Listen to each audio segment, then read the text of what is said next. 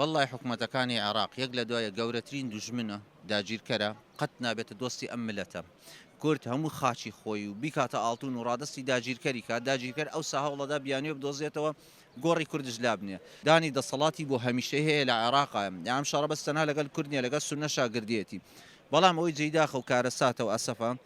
پەرلەمانتارەکان هەنێ پەرلەمانتار و سیاسەتمەدار و حزبەکانی خۆمان پێناسێکی ناشرین بۆ دوژمنەکەن ئەبێ بڵێ دوژمنەر دوژمنە ڕەش و سپیتێ نییە دوژمن ئامانجی سەرەکی هەیە ئەو نەوتەی عێراقەکە بە درێژای 100 ساڵی نەوتی کەرکووک بێ چی پێکراوە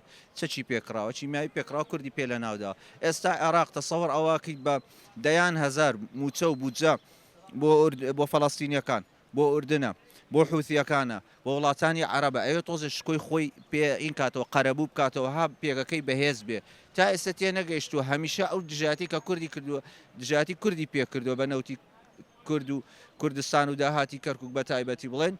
دەرەنجامەکەی شکانەوەی عێراقی پێتێکچووە و منە لێم تکایە بە ئەوە نەکاتی خۆمان لەگەڵ دوژمن و داگیرکرد بەسەر نەبین وەڵڵاهی دوژمن قەت نابێ بە دۆست باشترین و خێراترین ڕێگا ئەوەیە بابەتی سربەخۆی کوردستانە سربەخۆی ئێستا لە هەموو کاتێکە هەر ساتێک بڕوا کورد سربەخۆی ڕا نەگەێنێ گورزێکی گەورەی بەرەکەوێت ئێستا باشترین کارتە بڕیاری سیاسی